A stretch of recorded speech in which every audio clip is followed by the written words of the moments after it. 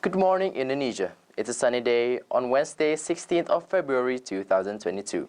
This is Zaki Muhammad Abrani, serving you the hottest and the most leading news of the hours in Hakka News.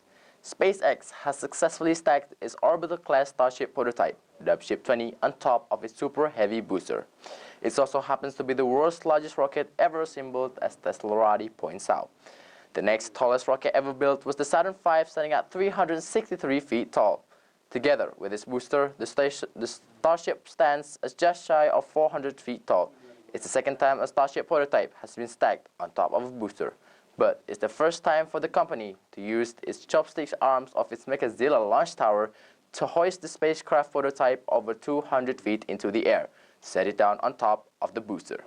The stack will likely form the backdrop of a presentation given by CEO Elon Musk later today. Image shared by Musk on Twitter shows the robotic chopstick arm slowly lifting the 160-foot spacecraft against the night sky. A drone video also shared by Musk shows the spacecraft in motion.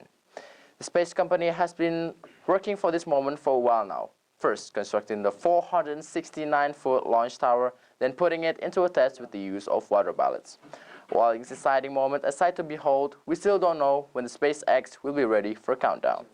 According to a filing submitted to the Federal Communication Commission in May 2021, the plan is to send a 400-foot Starship and booster into orbit and have it to make a powered targeted landing about 62 miles off the northwest coast of Kauai in the ocean. The booster stage will separate approximately 170 seconds into flight. Documents read the booster would then perform a partial return and land in the Gulf of Mexico, approximately 20 miles from the shore. In the other side of the world, Chicago, the buildup of Russian forces near Ukraine's border has led a fear to a new war.